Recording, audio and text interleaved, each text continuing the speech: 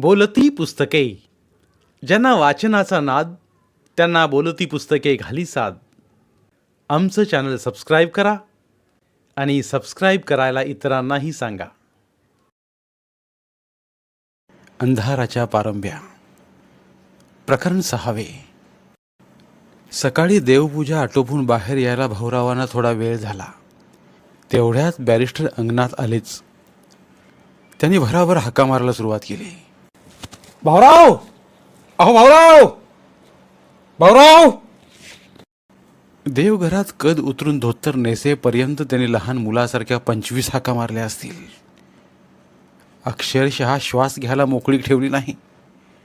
शेवटी धोतराची कास घालतच भाऊराव ओट्यावर आले.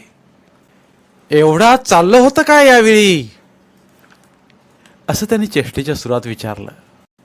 असंच काहीतरी ते विचारणार याची भाऊरावांना जाणीव होती.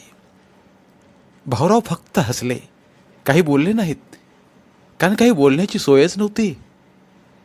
देवपूजा करीत होतो असं म्हटलं तर ते देवावर आगपाखड करणार. नुसताच आत होतो म्हटलं तर राधाला जवळ घेऊन उभा होतो असं समजणार. मग ओठातल्या ओठात हसत हसत गड गड अशी शाबासकी देणार. भाऊरावांना हे दोन्हीही नको होतं. त्यांना वाटायचं या बॅरिस्टरांचं लग्न झालं असतं तर त्यांना कळलं असतं एकूण किती वेळ बायको आपल्या वाट्याला येते ती. तुम्ही आपले उठल्या सुटल्या आत. ओके ओके, गड गड. बॅरिस्टर अंबट शौकीनपणे हसले आणि त्यांनी गुलाबांच्या फुलांनी भरलेली हातरुमालाची झोळी भाऊरावांच्या हाती दिली. कशाला आणता ही फुलं रोजच्या रोज, असं भाऊराव म्हणाले. रोजच्या रोज अशी फुलं घेणं त्यांना जड वाटत होतं. वा वा, अहो माळणारं माणूस आहे म्हणून फुलांचं कौतुक, नाही तर आमच्या घरी आहे कोण फुलं माळायला. बोलता बोलता बॅरिस्टरांचा आवाज खरखरीत झाला असावा असा भाऊरावांना संशय आला. मावशीबाई चांगल्या असत्या तर त्यांनी फुलं माळली असती, दमयंती असती तर तिनं फुलं माळली असती असं त्यांना वाटलं असेल. ते फुलं घेऊन आत गेले.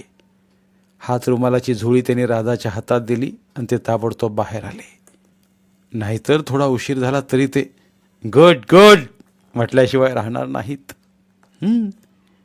अलीकडे त्यांचा हा कार्यक्रम ठरून गेला होता. सकाळी 7:30-8 पर्यंत भाऊरावांची पूजा आटपायची. तोपर्यंत बॅरिस्टरांचं बागेतलं काम आटपायचं. बागेत ते अगदी मन लावून काम करायचे. मग ते आपले शुभ्र तलम मर्सराइज्ड हातरुमालातून टपोरी गुलाबाची फुलं घेऊन यायचे.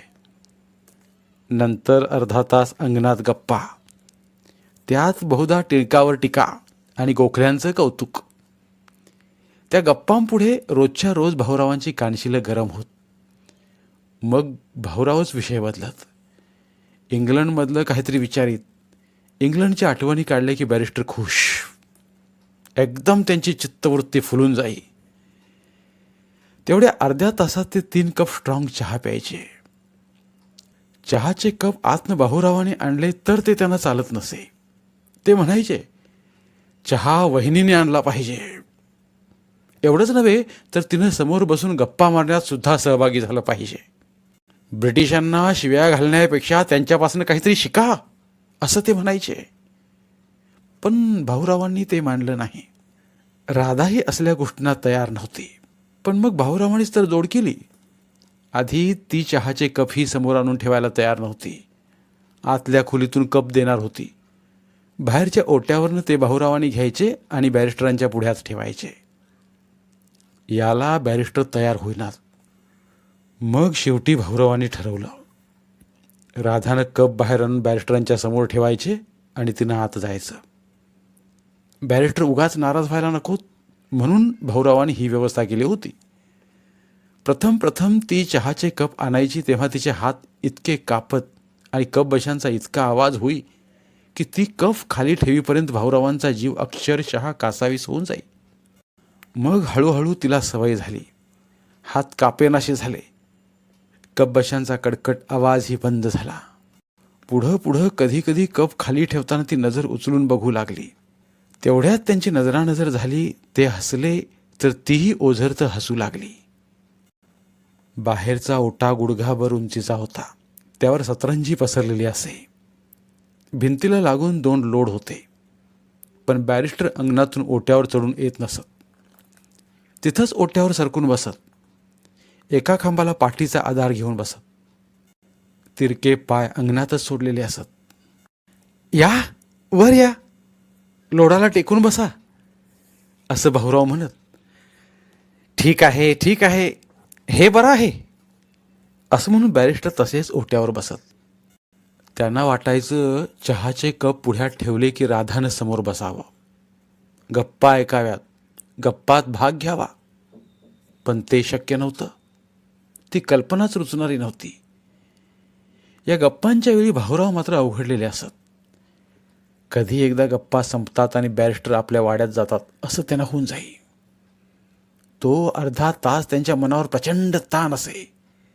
ते तसं दाखवीत नसत, पण त्या ताणाची त्यांना जाणीव होई. ते लोडाला टेकून उकिडवे बसलेले असत. भजन केल्याप्रमाणे दोन्ही हात एकमेकावर आपटत. मग पायांच्या बोटातल्या जोडव्यांचा टक टक असा आवाज बाहेरच्या ओट्यावर आला की त्यांचा श्वासोच्छ्वास जोराने होई. डोळे गमतीनं खालीवर नाचत. तिचे डोळे पाहण्यासाठी, त्यांचे डोळे पाहण्यासाठी.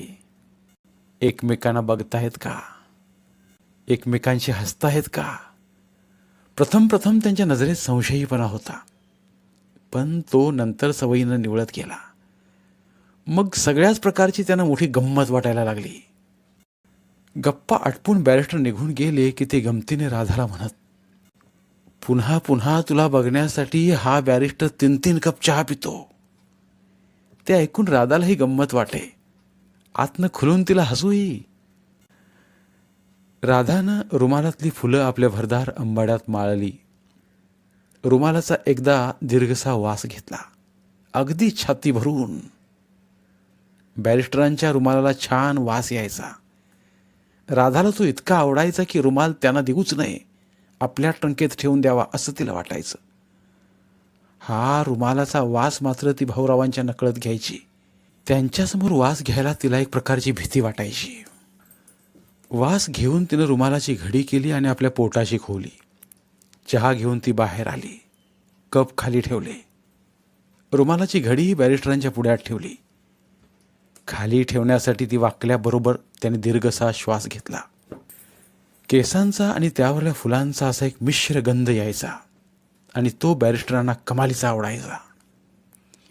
ती जायला वळता वळता बॅरिस्टर म्हणाले, भाऊराव, यांचं राधाक्का हे नाव आपल्याला एकदम पसंत. ते खुश होऊन हसले. राधाही वळता वळता खुश होऊन हसली. तिच्या पावलांची गती एकदम मंदावली. बॅरिस्टर पुढं काय बोलतात ते तिला ऐकायचं होतं. तिच्या माहेरी तिला राधाक्का म्हणतात. आम्ही तिचं नाव मनोरमा ठेवलंय. तिला तेही आवडतं, पण राधाक्का अधिक आवडतं.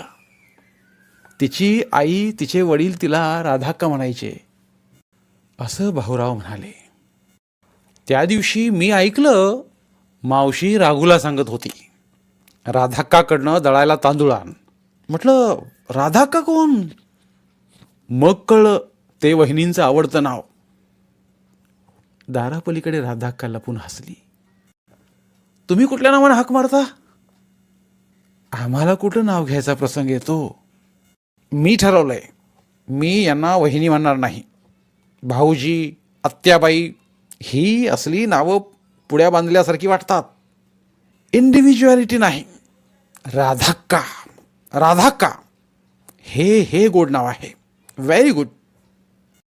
राधाक्का खुदकन हसली आणि आवाज बाहेर ऐकू जाईल या भीतीने एकदम आत पळाली. पळता पळता उंबरट्यावर ठेच लागली. चहा पिता पिता मध्येच बॅरिस्टरांनी विचारलं, तुमचे टिळक काय म्हणतात? आले ना सुटून? आनंद झाला. तुम्हाला सुद्धा झाला ना आनंद? पण त्यांना कुठं झालाय?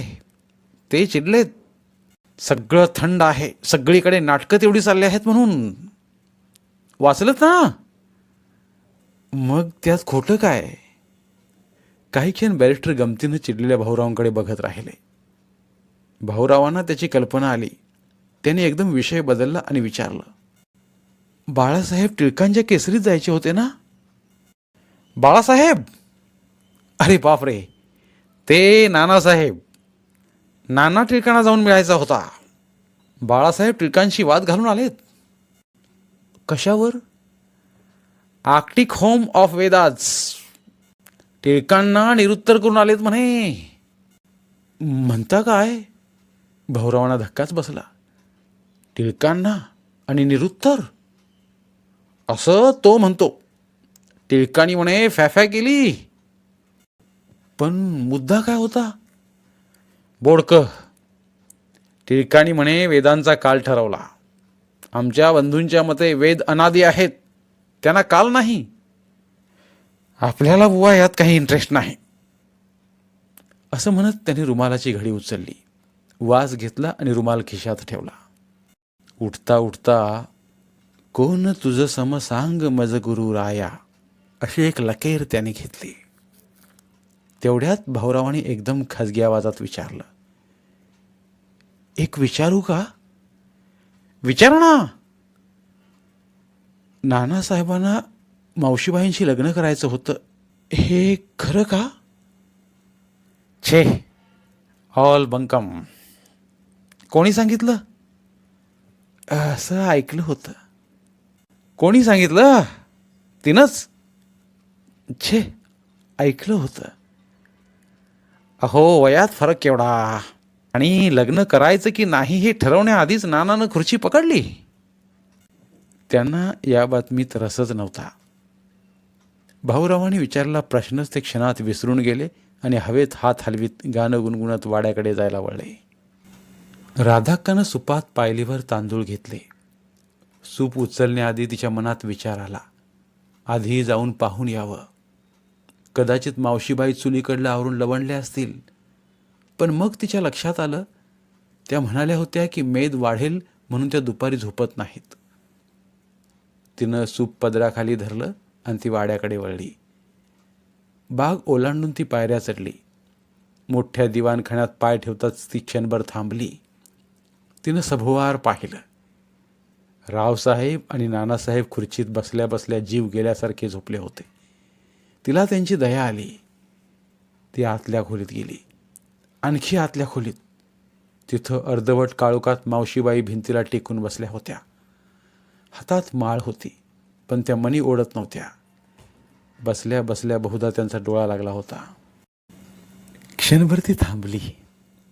तिला वाटलं झोपू देत त्यांना, आपण परत जावं. ती वळली. जोडव्यांचा आवाज झाला. त्याने झापड उडवीत डोळे उघडले. झोपा तुम्ही, मी नंतर येईन, असं म्हणाली. छे ग, झोप कुठली? आत्ता झोपले तर रात्री मरण ओढवेल. त्यांनी मण्यांची माळ गळ्यात टाकली आणि त्या उठल्या. म्हणाल्या, चल. आणखी 2 खोल्या ओलांडून त्या पलीकडे गेल्या. त्या खोलीवर माडीच्या फळ्या नव्हत्या. कौलामध्ये काचा होत्या, त्यामुळे स्वच्छ उजेड होता. तिथं त्यांनी गोणपाट पसरला आणि त्यावर जातं घेतलं. एवढेच तांदूळ? एवढेच का?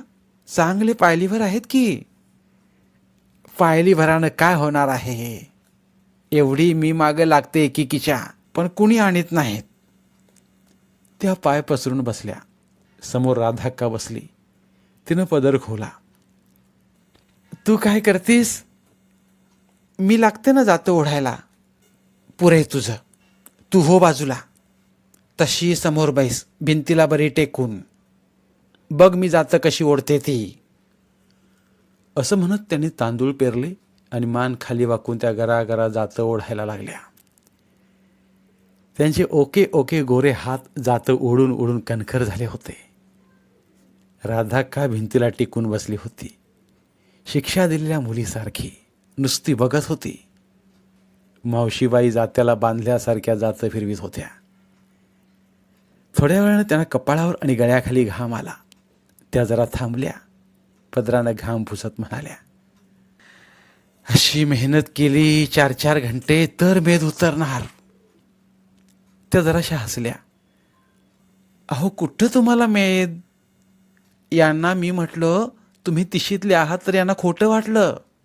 म्हणाले म्हातारीसारखी हाडं दिसतात. त्या हसल्या. त्यांना बरं वाटलं.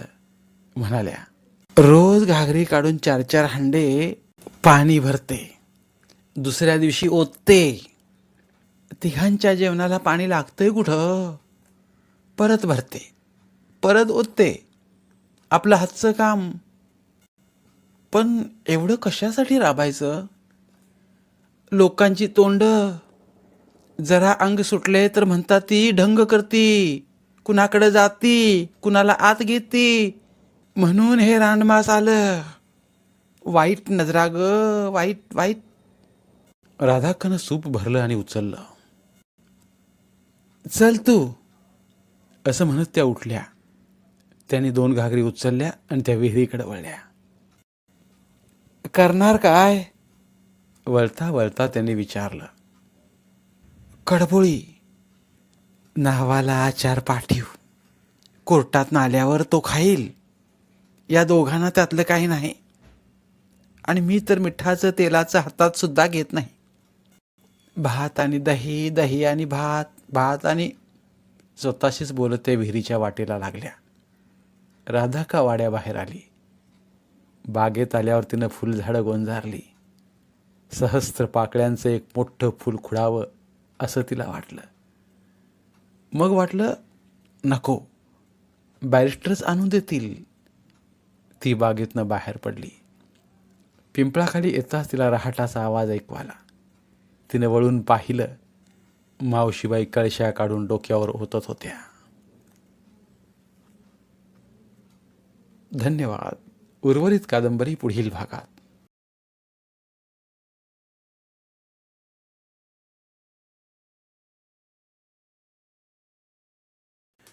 धन्यवाद. प्रिय श्रोते मित्र हो, आपल्यासाठी एक आवाहन. आमच्या चॅनलच्या प्लेलिस्ट विभागात तुमच्यासाठी शेकडो कादंबऱ्यांचे ऑडिओ बुक्स उपलब्ध आहेत. तिथे प्रत्येक कादंबरीचे सर्व भाग एकत्रित मिळतील. त्यामुळे सध्या सुरू असलेल्या क्रमशः कादंबरीच्या पुढील भागासाठी वाट पाहण्याची गरज नाही. तुमच्या वेळेनुसार तुम्ही संपूर्ण कादंबरी सलगपणे ऐकू शकतात आणि साहित्याचा आस्वाद घेऊ शकता. कृपया आमच्या चॅनलच्या होमपेजवर जाऊन प्लेलिस्ट चेक करा आणि तुमची आवडती कादंबरी निवडा. धन्यवाद.